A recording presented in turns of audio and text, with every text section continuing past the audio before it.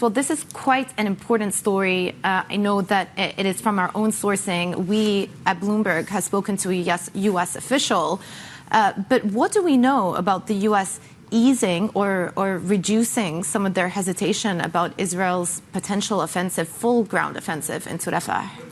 Joumanna, exactly. It is pretty important. And I think what it shows is that the U.S. has less concern right now about what Israel and the IDF are doing in Rafah.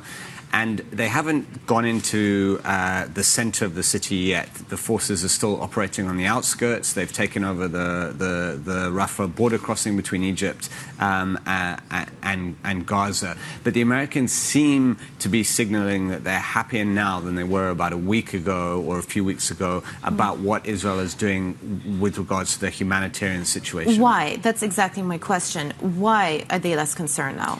It's not entirely clear, but I think that what the U.S. has seen so far with the operations in Rafah are not the high casualties among civilians that they feared. Yes, there have been casualties for sure and fatalities among civilians in Rafah, but not the huge numbers that they were presuming would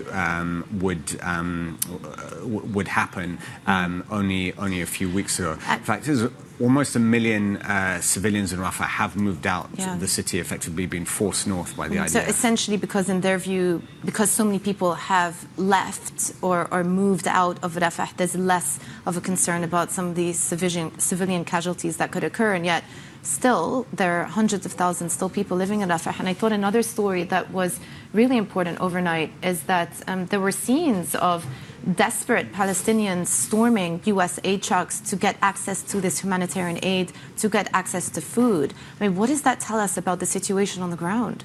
I think it shows just how chaotic things are across Gaza. As you mentioned, the aid that has been coming in via this U.S.-built pier on the shore of Gaza so far is proving very, very difficult to distribute. The UN essentially saying that whatever it's sending to that pier and which it's trying to send to warehouses to get processed and distributed properly isn't getting there because Gazan civilians who are desperate for food and aid are blocking these trucks and things when they come off the pier and just taking the food for themselves, which is pretty much as you'd expect given the situation there. It speaks of a power vacuum because what the IDF is doing, it's been clearing areas of Hamas fighters, but it hasn't been holding them. It's been moving out very quickly. So there are actually few parts of Gaza where there are IDF troops. What that means is that there's no governing authority in most of the Gaza Strip, and the U.S. and others have said that means you're seeing either gangs taking hold of areas or Hamas is regrouping. So I read a report from the UN overnight also that suggests that up to 1 million Palestinians living in Gaza are at risk of famine or very close to famine situations. And you've got to take that in juxtaposition with that ICC judgment yesterday with the chief prosecutor looking to get an arrest warrant for the Israeli prime minister because one of the crimes that he's been accused of is using starvation as a means of a war crime, essentially. The use of starvation as a tool in times of war is perceived to be a war crime in the ICC's eyes. There's been a lot of fallout from the international community, but how would we marry the situation overnight, the fact that Palestinians are storming these U.S. aid trucks, with the ICC judgment yesterday?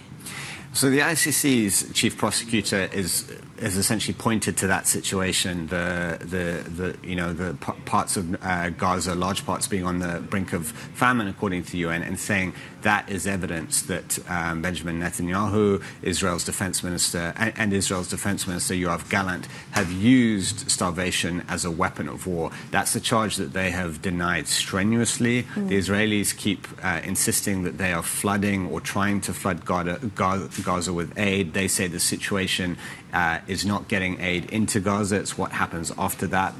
The IDF doesn't control the distribution, and that's part of the problem, this chaos that I was talking about, because there's no governing authority pretty much everywhere in the Strip. But you're right, this is what the ICC chief prosecutor has pointed to. There's been a very strong backlash from the US officials, including Joe Biden, have said that the ICC is, chief prosecutor is very wrong to pursue this. There's even talk of potential U.S. sanctions on the ICC or some of its judges because of this. However, in other parts of the world, in some parts of Western Europe, we have seen leaders say that this is an important step by the ICC to, or the chief prosecutor, to look at arrest warrants not only for Israeli leaders but for Hamas leaders too, and that they welcome the decision. These, some parts of Europe, European Voices, I saw that yesterday. They should answer these allegations. Yeah.